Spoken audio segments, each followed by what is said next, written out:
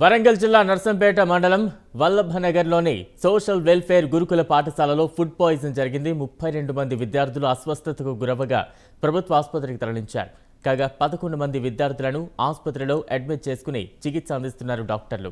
మిగతా విద్యార్థులకు చికిత్స చేసి పాఠశాలకు పంపించేశారు. అయితే వైరల్ ఫీవర్స్తో జరిగిందని డాక్టర్లు చెబుతున్నారు. కాగా పాఠశాల సిబ్బంది నిర్లక్ష్యమే కారణమంటూ విద్యార్థుల తల్లిదండ్రులు ఆరోపిస్తున్నారు.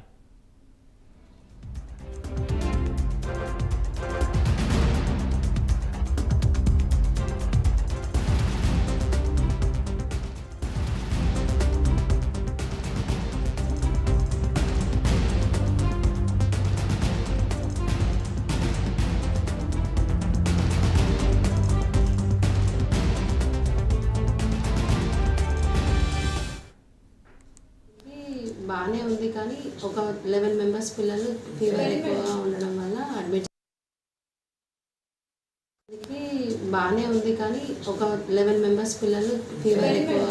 వల్ల అడ్మిట్ చేయడం జరిగింది. మిగిలిన పిల్లలకి ట్యాబ్లెట్స్ ఇచ్చి పంపించడం జరిగింది. మిగతా ఇక్కడున్న పిల్లలు కూడా స్టేబుల్గానే ఉన్నారు.